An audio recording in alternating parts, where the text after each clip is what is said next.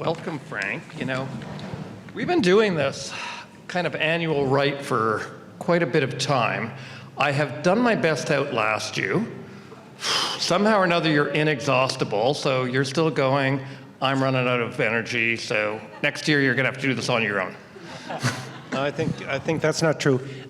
Before we get into it, though, I want to shout out Hannah.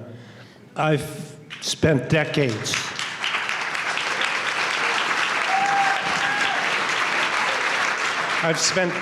watching Hannah and her CBC colleagues telling us the stories that matter to Canada and Canadians, and I'm hoping that we'll be listening to them for decades to come, too, because it's really important for the country. All right. I could just say that Hannah was a junior person in the combined CTV Globe and Mail Bureau when I was Globe and Mail Bureau Chief, and it's amazing it's not like surprising, but it's so great to see how the career that she's had so far. So this is good. I also just want to take a moment to congratulate our honorees. They're so inspiring in what they've achieved, and I'm, on behalf of the Public Policy Forum, we're so happy to have you with us tonight and allow us to honor you. Frank, we're going to spend a few minutes talking about PPF's Atlantic Momentum Index and your view of what's happening in the region, and we're going to go into the world a little bit as well. So let me just start with the Momentum Index for a moment. Released it today. It's a pretty good news story, I think. Its population growth is going well.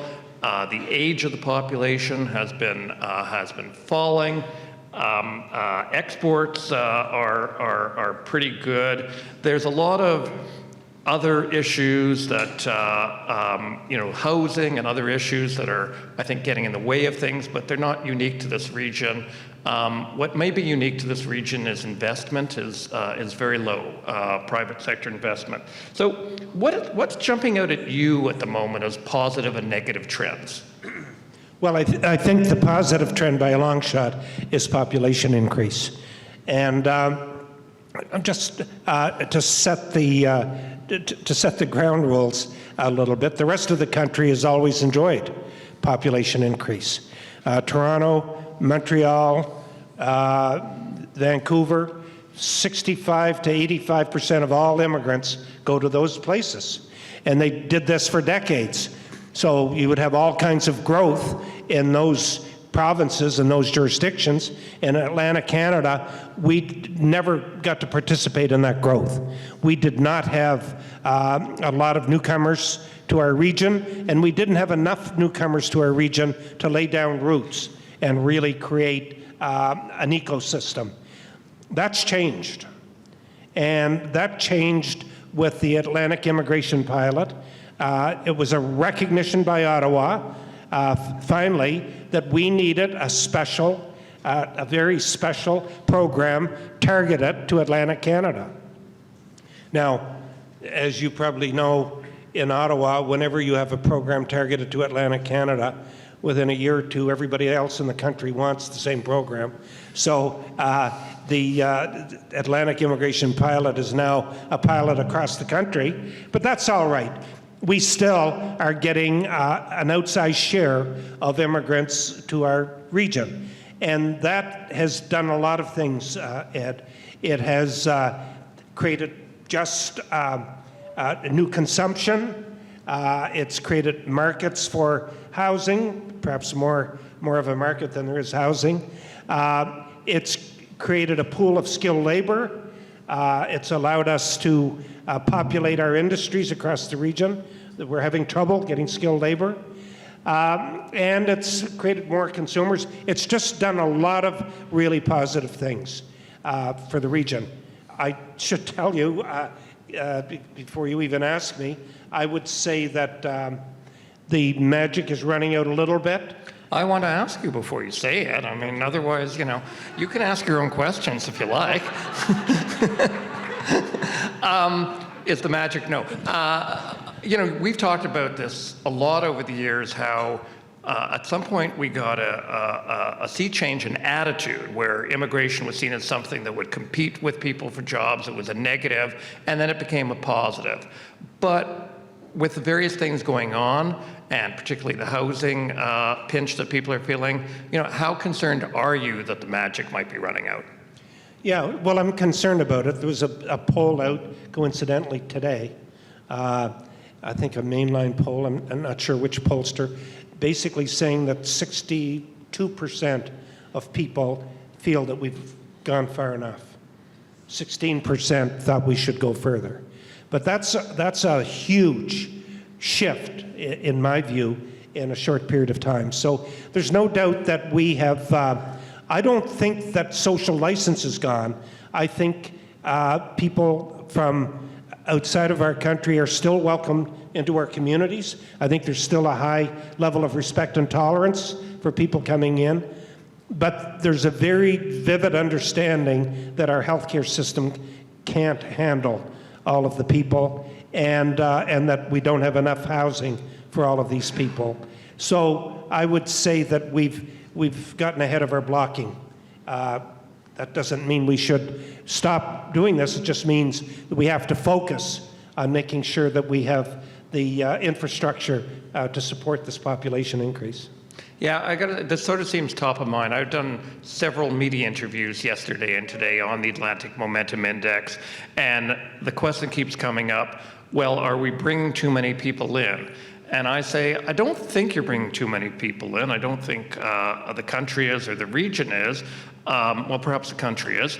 What I think is that we haven't kept supply of housing, supply of hospital beds, doctors in sync. And we're being careless, I think. No, I think you're exactly right. The immigrants that have coming have really enriched our community. And I think I can say categorically, I don't know of an industry across our region that doesn't need more people. So we continue to need the skills of people coming here. And we continue to need the consumption of people coming here, the growth that comes from more consumers. But we have to get the other issues right. I ran into it firsthand. We moved 500 of our financial back office jobs at TD to Moncton.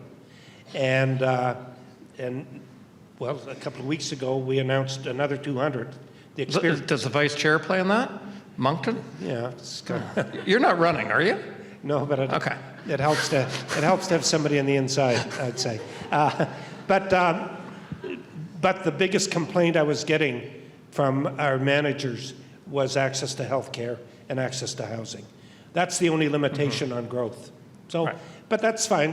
Hopefully we can deal with that, and I think we will deal with that. So it's a better problem than we had from having a stagnant population that was aging and costing us more without the young and the vigorous and dynamic qualities that go with that and the skill sets that go with that. So I think that the problem we have is a better problem to have. I want to turn to internal trade for a moment. We had a round table about this today, very good, robust conversation, solutions-oriented conversation. Everybody knows this is the right move, the freeing up the movement of capital, people, goods in the region, having an Atlantic bubble of, to boom in the region and getting ahead of the rest of Canada, which hasn't been able to get its act together on this. What keeps getting in the way? Well, I think political leadership gets in the way, quite frankly. What we need is conviction and determination to get it done. We need to get this done. Our country right now suffers a massive productivity challenge. We are not quickly, but slowly headed into negative territory, getting closer to some of the worst jurisdictions in the world. And it's all happening because of productivity and the lack of productivity in our country. And so one of the the ways of dealing with productivity is to introduce competition across the country. And that means that we need competition between the provinces. So we should demand that our provincial leaders lay down arms and introduce interprovincial free trade. Now, I'll say two things. I'm speaking in the wrong venue for this. I was reading in the last day or so where the Premier and the ministers here just opened up accreditation for doctors in Nova Scotia to get fast-track accreditation. Well, what a damnable good idea.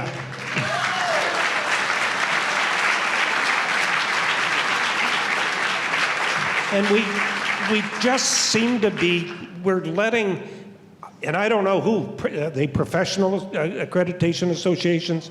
Are they governments? I don't know who they are. But we're getting in the way of getting stuff done. You know, there's a saying which you would have heard, which I think is kind of humorous. Where is the best place to have a heart attack in the city of Toronto?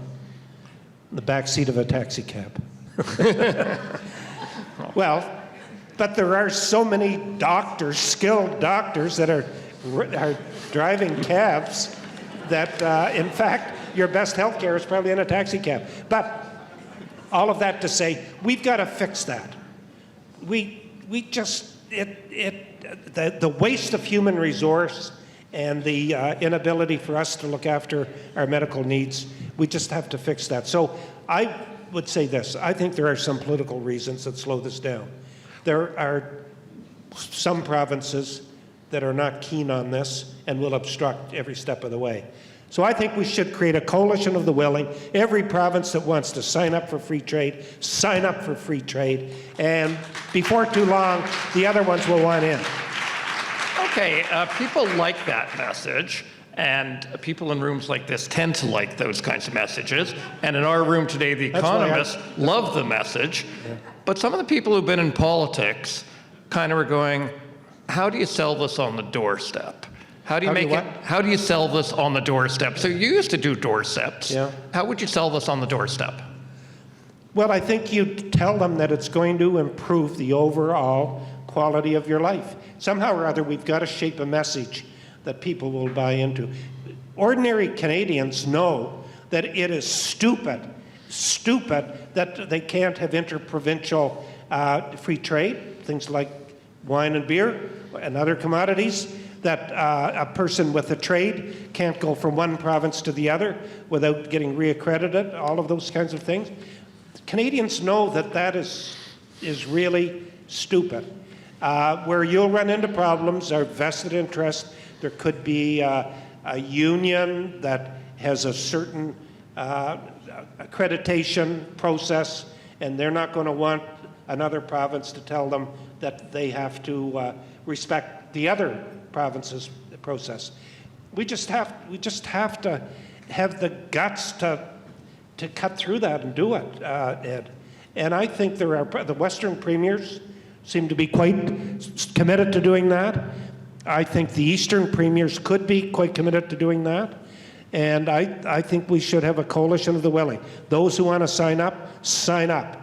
And at the end of the day, we'll probably have 9 provinces, and the 10th one ultimately will feel they have to be part of it as well.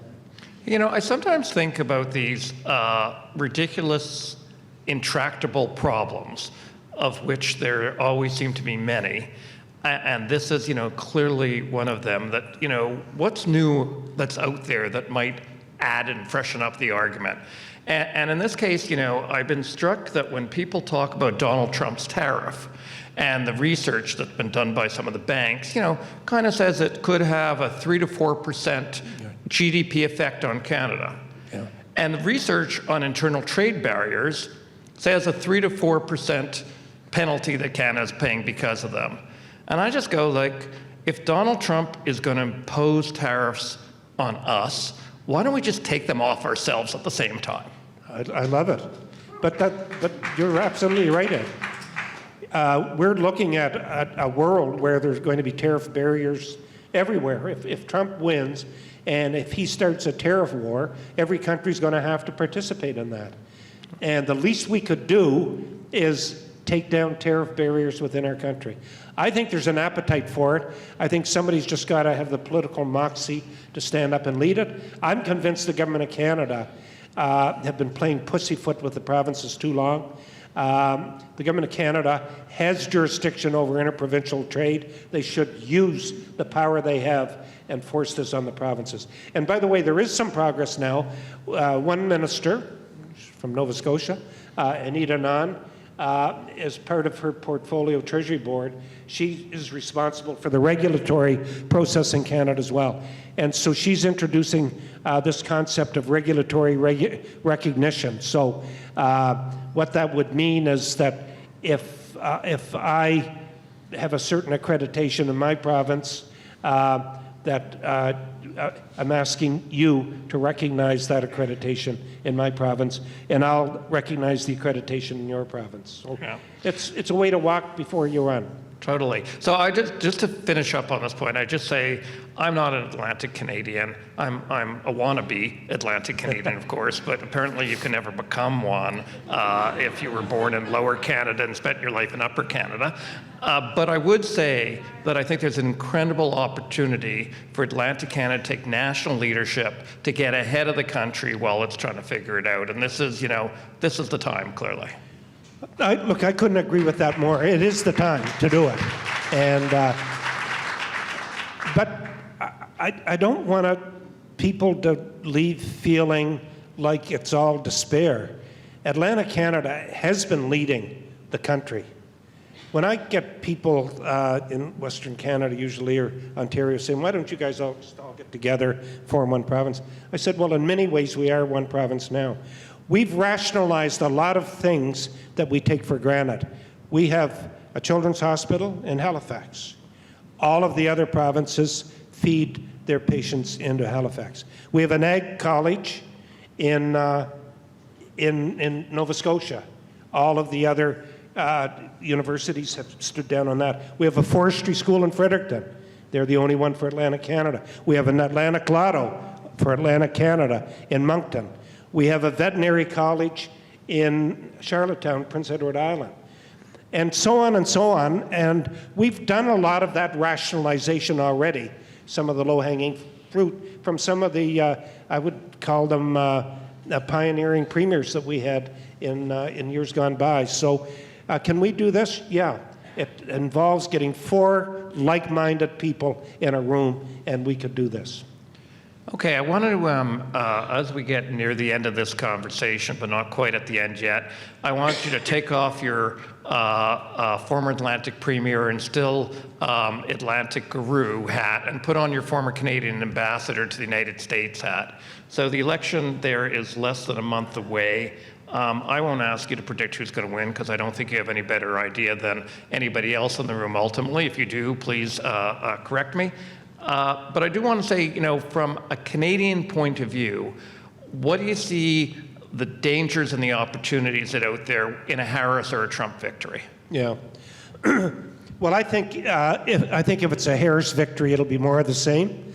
Quite frankly, Biden had a good relationship with Trudeau. The tone at the top was good, and Harris will have a good relationship, and the tone at the top will be good. Will we have irritants? Yeah, we always have irritants. It's the biggest trading relationship in the world. We're going to have irritants. So that's good. The difference is if Trump wins, and if he actually does what he says he'll do, and I get Americans all the time when I get into this argument with them, they'll say, look, Frank, you spend too much time listening to what he says. Well, that's kind of important, really. And they said, he doesn't mean what he says. Nobody'd vote for him if he did all the stupid stuff he's talked about. Well, with respect, it's pretty hard to frame a ballot question if somebody doesn't mean what they say. But I do believe he means this, because he's written about it for 30 years, this idea of creating a tariff wall around the United States of America. And truthfully, it's not entirely stupid. There are 2 countries in the world that have enough internal consumption that they can probably survive a trade war. One is China, and one is the United States.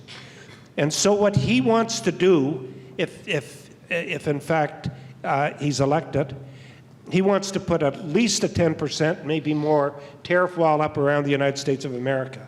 That means that every product that you sell, every commodity that goes into the United States costs 10% more.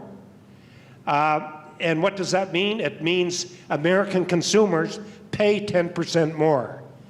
And it means that we have to produce our products and make them competitive so that they will still be competitive with a 10% tariff. So there are a number of studies out now indicating that this would slash Canada's GDP by a couple of percent.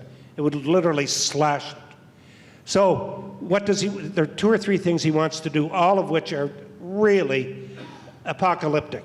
One is the tariff wall. If he does that, what he'll do with that money, so he says, is lower corporate tax rates. If he lowers corporate tax rates, our business, not only does he have to pay a 10% tariff going into the United States, but he's facing a lower tax regime in the United States as well. So it makes it very difficult for us to compete.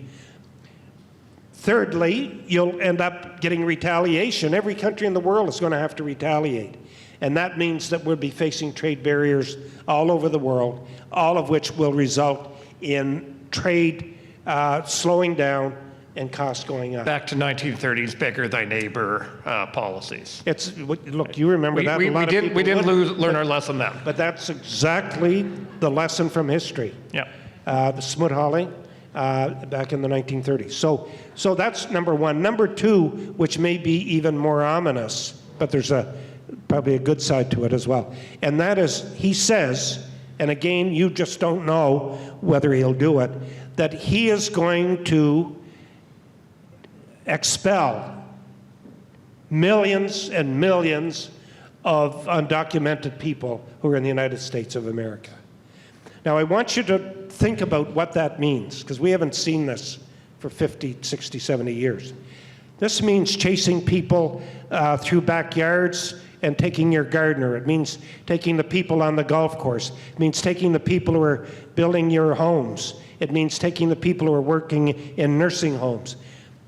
Why are 10 million people working in the United States of America? Because you can't find 10 million Americans to work in those jobs in the United States of America. So he's talking about putting all of these people into concentration camps or in camps of some kind, and then exporting them from the United States. If that happens, you will see a massive hit to the GDP of the United States of America, which will affect us because they're our biggest customer. You'll also see millions of people trying desperately to escape the press gangs that are going to be trying to round them up. A lot of them are going to end up coming to Canada.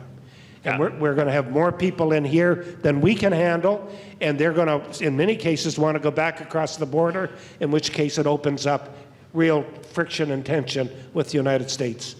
On the plus side, we will have access to some of the best brains in the world who will see Canada as an advantageous place to go because the United States is making them feel unwelcome. Well, I'm glad there's a little non-apocalyptic subtext to that. Thank you.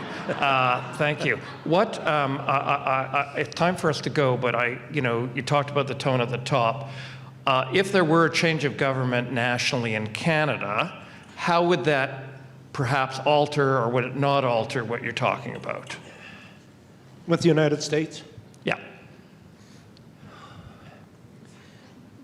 Everybody I talk to tries to war game this out, and it's hard to do.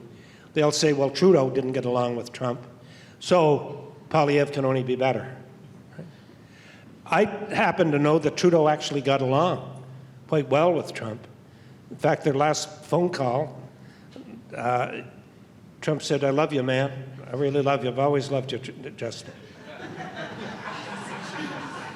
Go figure. I don't know. The bottom line is people get along you don't think get along. We did negotiate free trade, CUSMA, with the Trump administration. So it's not impossible for them to get along. But generally, I'd say the conventional wisdom is that a Poilievre government would be more ideologically aligned with an American Republican government. I think we have to be very careful about that. I don't find all that much synergy. There are people here better than I am, Peter McKenna and others who know this movement very well. I think there's a big difference between the conservative movement in Canada and the United States. So we're not into the culture wars in the same way that they are, and we're just not really totally ideological and in the same way that the Americans are. So would they get along better? I just don't know. I don't know. It's anybody's guess whether a change of government in Ottawa would be an advantage if Trump were in. I mean, you could argue the opposite side of that if Harris was in, it would be a disadvantage. But I don't think that's true either. People get along because they have to get along, and they'll end up getting along. Frank McKenna, as always, thank you so much for the insight. Thank you for being with us.